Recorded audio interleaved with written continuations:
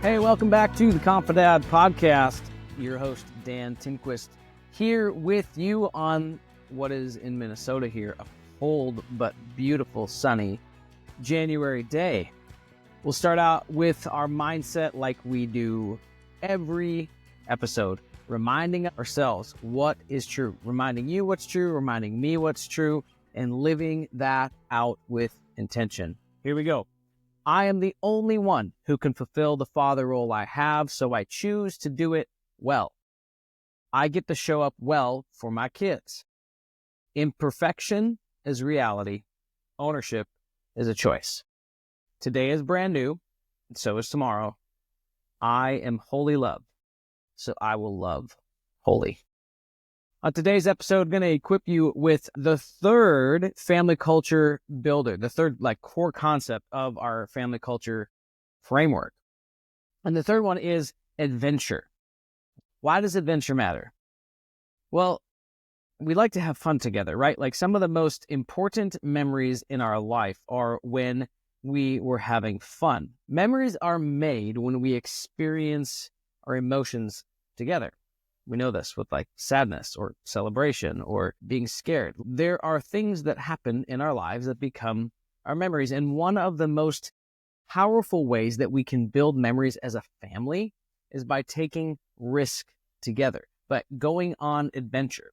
Now, this risk should be calculated. It should be something that would be helpful and cumulatively enjoyable as a family. So you know your family better than I know your family, but the idea is coming to the understanding through conversation, connection, the time well spent method all throughout your lives is getting to know your kids to a level of saying what would they see as being adventuresome? I've heard so many parent coaches or people talk about what's the most important thing about your family, meaning how did you build this bond that's so sustainable and so strong? And I've heard so many people say camping. Now, maybe you're not someone who likes to camp, but let's just think about why is camping a powerful way of building bonds and memory and relationship? Okay, you have to bring only the essentials. Right? You can't bring all the extra things, all the conveniences that we have in our modern day.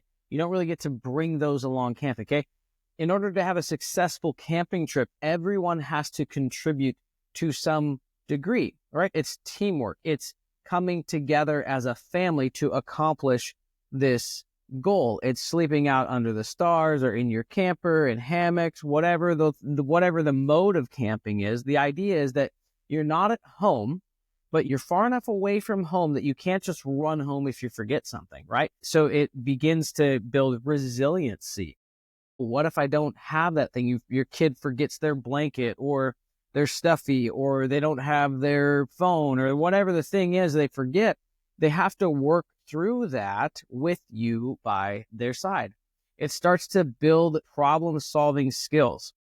One of my favorite things to do when we camp is to help our boys learn how to start fires, learn how to collect firewood or kindling for the fire, how to let them start to do things that they can almost do on their own, right?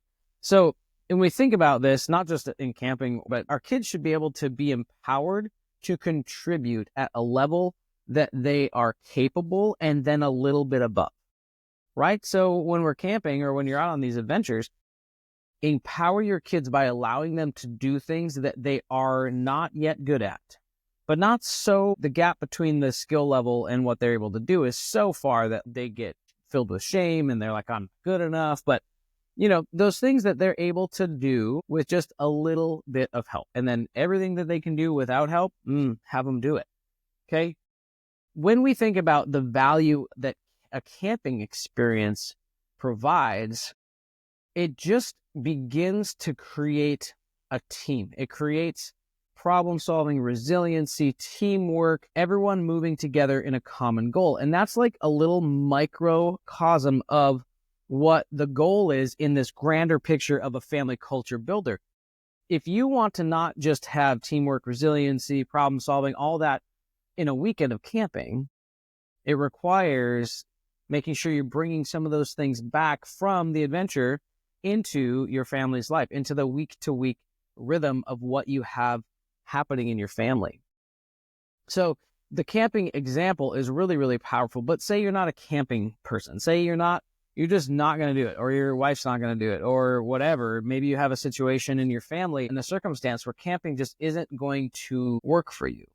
That's okay. Don't use it as an excuse not to go on adventure. Use it as an idea to say, what can we do? What risk can we take? What adventure can we go on that is just beyond, just above our level of capability, just above what we can do on our own, but what together we can accomplish? I'll give you a really specific example from our family. So when our kids were 10, 8, 6, and 4, in the spring, we always take a trip somewhere warm, somewhere in the south, because winters are really, really long in Minnesota. And when I say the spring, I mean the spring everywhere else, but in Minnesota, it's still winter in March, okay? So we head to Zion National Park, and our idea of a good time is hiking, biking, and going places that you can't get on like a tourist bus, okay? So we go to Zion National Park. They have the road that goes all the way up into the Narrows. It's just under 10 miles long, okay? Maybe like 9.1 or something along those lines. And there are tourist buses going up and down the whole time. In the spring season, or the winter and spring, there's only buses allowed. There's no cars. It's just bus traffic and bike traffic. And so we said, we are going to take our family of 6 and we are going to bike to the Narrows. Okay. So from the bike shop where we rented the bikes all the way to the Narrows and then back, it was going to be 19 miles, 19.1 to be specific. Okay.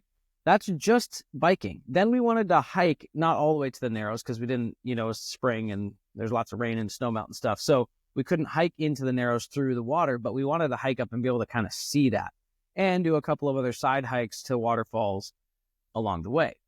So maybe 2 to 4 miles of hiking beyond just the 19 miles of biking. Okay, remember, 4, 6, 8, and 10. People think we're crazy. And some people who are like super extreme, they're like, that's nothing. Great, good for you. But this was just beyond our level of like capability, just beyond our level of comfort, our level of like, oh yeah, we could totally do this. We had been totally doing this on other hikes and other excursions all throughout our trip when we went to Death Valley and we went to Valley of Fire State Park and we went to Red Rocks National Conservatory or whatever the name is right outside of Vegas. And we had been doing stuff within our wheelhouse the whole time. That's adventuresome. It's great. It's fantastic. But we needed something that was just above our like confidence level. And here's why. When you take a risk together as a family, and you don't know if you're going to meet the goal or reach the goal, what happens is it awakens different things within each of your family members and team members as you go towards this goal. We had our kids like coaching and encouraging each other. We had our kids kind of like creating mini competitions between each other, see who could get to the next mile marker first. And what ended up happening is our 6-year-old biked the entire thing. I was pulling the 4-year-old behind me in the bike cart. The 6-year-old was biking on his own on a rented bike in the middle of the Utah wilderness. He biked an entire 19.1 miles at 6 years old. The idea is, as a family, we had this thing in front of us. We had this risk that we were taking together. It's not like we had total buy-in from all of our kids. Yeah, they complained. Yeah, they said, no, this is a terrible idea. This can be so hot or so long or so miserable.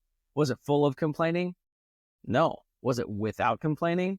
No. There's just normal, right? Like our family's a little bit like a circus. Sometimes we just take it on the road. The point is not to just let your circus confine you. It's like bring whatever and whoever you are on the road to go on an adventure so that you can build these bonds, so that you can build this resiliency and connection and memory in such a way that your kids begin to understand who your family is, right? So this is a specific example for us, but what is it for you? What is the thing that you could or would do when it comes to being able to find risks that you're willing to take as a family. I challenged you on the last Saturday short about like, find something that scares you, find something that scares your kids and go and do it. That's where this comes from. It's the idea of like, do the things that are just a little bit above or outside of your comfort zone and do them together. Because as you do them together, here's the deal. You might fail. Okay, we've done things, we've tried things, we've gone on trips or different camping excursions or Airbnbs that we thought were going to be super cool and maybe a little outside of our comfort zone. And yeah, we failed. It was like, wow, that was not cool. That wasn't a great experience. Still builds memory, still builds connection. And you're able to look back and go, gosh, you remember that one time we stayed at that super sketchy place that we probably shouldn't have ever been in because it was like just too dangerous? We're still here to tell about it, thank goodness. But like, the idea of it always working out perfectly isn't the goal. And achieving the goal isn't the goal. Connection is the goal. When you set goals as a family, when you set goals for 2025 or quarter two of 2025, and you're looking ahead to that and you go, man, I just want to reach this goal. When you do it for relationship, the goal isn't the goal. Connection is the goal. We'll talk about that a little bit more as we talk through planning out 2025 and understanding like, what does this look like as a family? How can we incorporate these things into our normal everyday life? But remember, connection is the goal. Achieving the goal isn't the goal.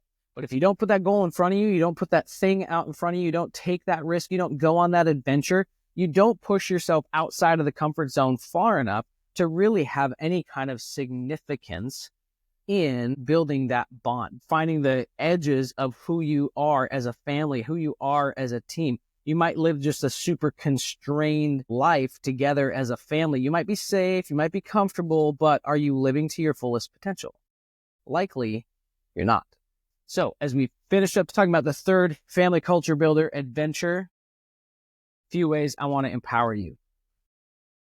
When you think about a way to go on an adventure as a family, a way to take a risk as a family, as soon as the thought enters your mind, as soon as you start to kind of brainstorm and go there, you're going to come up with all the reasons why not. You can think about that for whatever it is, whatever kind of self-improvement or thing you want to do to work on. You're like, oh, I should do this because it's gonna XYZ, but I can't afford it. What if we get hurt? What if XYZ? And if you're going to make decisions out of fear, you're going to stay in a constrained place. Maybe you'll be safe, maybe you'll be comfortable, but it doesn't feel like a full life. And as you do this, as you think about like, I'm going to move into adventure, it doesn't mean you got to do something every weekend.